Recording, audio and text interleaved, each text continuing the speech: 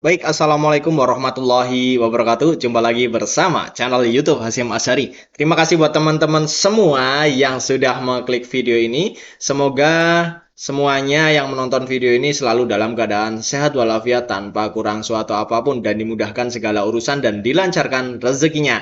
Baik, teman-teman semua, tentunya yang masih banyak hutang, semoga hutangnya segera lunas, teman-teman ya. Dan diberikan kesehatan tentunya. Karena kesehatan itu sangatlah penting untuk kita semua. Baik, teman-teman semua, kita akan menonton sebuah video yang diupload oleh Simfoni. Simfoni IDN ya, itu channel YouTube-nya. Silahkan kalian subscribe channel tersebut yang berjudul Bahasa Indonesia Mendunia. Pakar bahasa Melayu Malaysia akui tak mampu kejar kesuksesan bahasa Indonesia ya. Seperti apa videonya? Mari kita tonton bersama. Namun sebelum kita tonton videonya, teman-teman semua yang belum subscribe silahkan subscribe, dan yang sudah subscribe saya ucapkan terima kasih banyak selalu yang telah menemani saya sampai saat ini. Baik, buat teman-teman semua, langsung saja kita tonton videonya.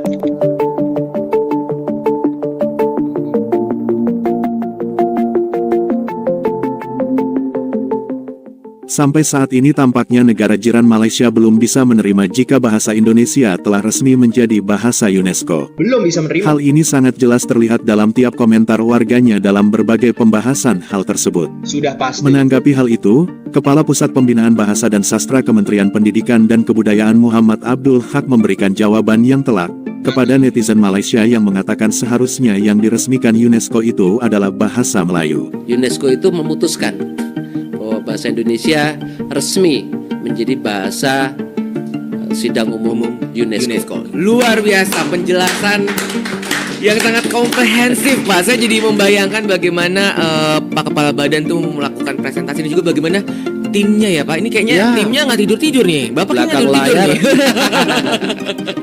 Baik, Pak Haq, ini selanjutnya ini terkait dengan upaya internasionalisasi bahasa Indonesia ini juga di beberapa media sosial nih, termasuk media massa nasional di Malaysia nih, Pak. Ini negara tetangga kita ini ada tanggapan yang kurang menyenangkan nih, Pak, terkait dengan ditetapkannya bahasa Indonesia menjadi bahasa resmi sidang umum UNESCO. Kita bisa tampilkan nanti untuk beritanya begitu. Nah, bagaimana nih, Pak, menurut pandangan Bapak, bagaimana kita seharusnya sebagai bangsa menyikapi hal tersebut, Pak? Baik, sebenarnya dari sisi lain ya kita menganggap dia lucu saja begitu ya. Maksudnya lucu begini, kita bisa menengok ke belakang ya. Salah satu Perdana Menteri Malaysia sebelum ini itu kan mengklaim ya bahwa Pak Jokowi itu setuju bahasa Melayu menjadi bahasa ASEAN. Padahal ternyata Pak Jokowi tidak mengatakan itu begitu. Lalu oleh pemerintah Indonesia melalui Menteri Pendidikan dibantahlah itu bahwa Indonesia tidak setuju bahasa Melayu menjadi bahasa resmi ASEAN. Ya, Indonesia tetap mengajukan bahasa Indonesia begitu. Nah, jadi antara Indonesia dan Malaysia dalam konteks bahasa Melayu dan bahasa Indonesia ini memang punya sejarah panjang yang seperti tarik ulur begitu ya. Karena Malaysia ingin memaksakan, bahkan Perdana Menteri yang saya sebut tadi mengklaim penutur bahasa Melayu itu 300 juta. Wow, 300 Tentu kita juta. bertanya-tanya itu bahasa Melayu yang di mana gitu loh. Itu artinya akan menghitung juga bahasa Indonesia kan gitu loh.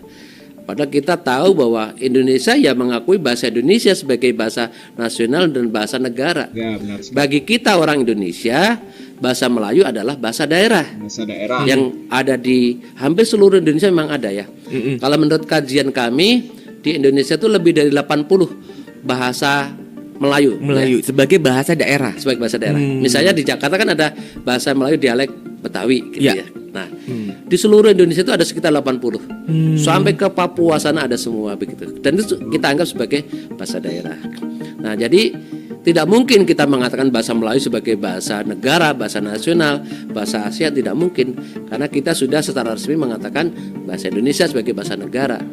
Nah, jadi klaim tadi kalau kita dudukkan dengan benar, ya menurut saya tidak pas. Karena juga Malaysia sendiri dalam upaya mengangkat bahasa Indonesia menjadi bahasa UNESCO tadi sama sekali tidak terlibat. Sebelumnya hubungan Indonesia-Malaysia sering kali memanas karena persoalan klaim-mengklaim.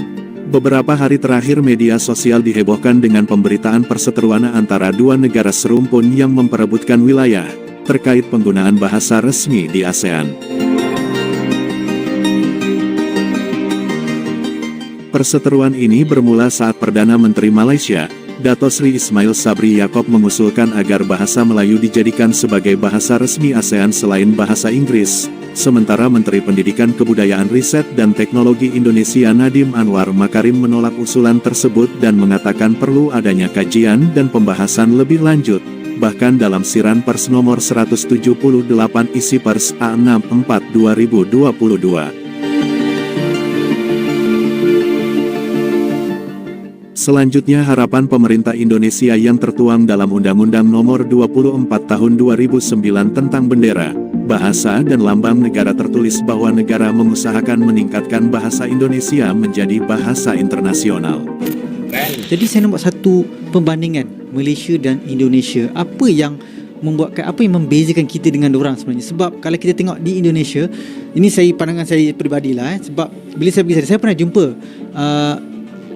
rakyat Indonesia yang merupakan Cina lah, kaum dia. Cina. Bila dia bercakap English memang fasih, tapi bila dia bercakap bahasa Indonesia tu, kalau saya tutup mata saya tak tahu pun dia tu Cina. Jadi adakah kita belum sampai ke tahap itu lagi? Kita tak mungkin sampai ke tahap itu. Sebabnya kita di Malaysia ni kita menggunakan petua yang tak sama dengan yang pakai di Indonesia itu untuk membentuk negara bangsa itu. Maknanya untuk melahirkan warga negara Indonesia itu, Indonesia menggunakan petua asimilasi. Sedangkan kita menggunakan integrasi. Jadi sudah tentu hasilannya dengan izin outcome-nya berbeza.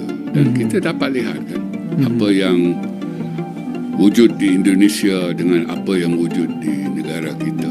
Jadi itulah hasilannya. Iaitu asimilasi menghasilkan apa yang Azman lihat di Indonesia. Bukan Azman lihat lah, warga dunia lihat di Indonesia. Dan yang di Malaysia, warga dunia pun dapat lihat apa yang wujud di Malaysia. Jadi itu dua hasilan daripada dua dasar, dua petua yang berbeza. So bila kita tengok bagaimana kita sebagai orang Malaysia mewakilkan diri kita di peringkat antarabangsa, berbanding dengan Indonesia, sebab ini saya buat saya punya pemantauan berdasarkan hanya kalau kita tengok movie saja, kita tengok filem. Bila mereka melihat orang Malaysia, mereka akan bercakap bahasa Inggeris. Tapi bila mereka melihat Indonesia, mereka seboleh-boleh nak bercakap bahasa Indonesia. Adakah ini menunjukkan identiti mereka jauh ke depan berbanding kita sebenarnya? Oh, sudah tentu. Identiti mereka jauh ke depan. Kerana jati diri yang diperlihatkan oleh mereka sendiri itu. Jadi itu sebab jati diri itu penting bagi kita juga, supaya orang dapat melihat kita dan juga menilai kita sebagai lebih tulen lah. Seperti yang mereka lakukan terhadap orang-orang Indonesia. Dan bagi saya itulah hasilan asimilasi yang cukup berjaya dalam hal penyatu paduan rakyat dan juga dalam hal proses pembentukan negara bangsa itu. Demikian telah kita saksikan persoalan bahasa Melayu Malaysia yang belum mendapatkan pengakuan sepenuhnya. Bahkan banyak pejabatnya pun mengambil istilah kata dari bahasa Indonesia. Nah Sobat Simfoni, begitulah kondisi bahasa Melayu Malaysia saat ini. Untuk isu bahasa Melayu Malaysia sendiri itu memerlukan waktu yang lama untuk bisa diperbaiki, karena kurangnya apresiasi dari masyarakatnya pada bahasa Melayu itu sendiri. Nah, bagaimana pendapat Anda? Oke, buat teman-teman semua, terima kasih yang sudah menonton video ini ya. Tentunya apa yang bisa ditangkap dari video ini sangat banyak ya. dari semangatnya seorang profesor ini yang ditanya tadi, apakah bisa ya kan? Apakah bisa seperti Indonesia? Orang Cina datang ke Indonesia itu berusaha belajar dan menggunakan bahasa Indonesia gitu. Dan orang luar juga yang lain itu ketika ke Indonesia dia berusaha menggunakan bahasa Indonesia. Bisa nggak sih Malaysia seperti itu ketika Cina atau yang lain warga luar datang ke Malaysia menggunakan bahasa Malaysia?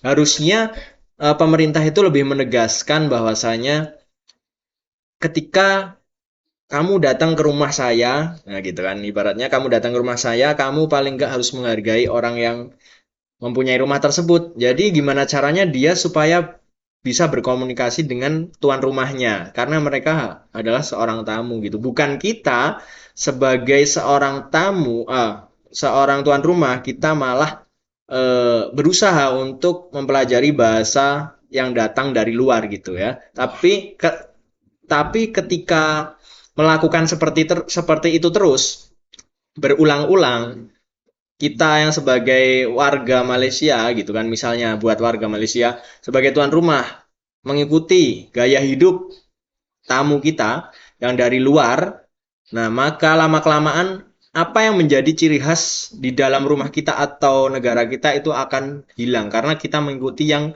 dari luar. Tetapi kalau kita mempertahankan ya, mempertahankan apa yang menjadi ciri khas negara kita, itu akan lama-kelamaan orang yang datang ke rumah kita akan mengikuti apa tradisi yang ada di negara kita. Itu ya, baik, itu saja dari saya.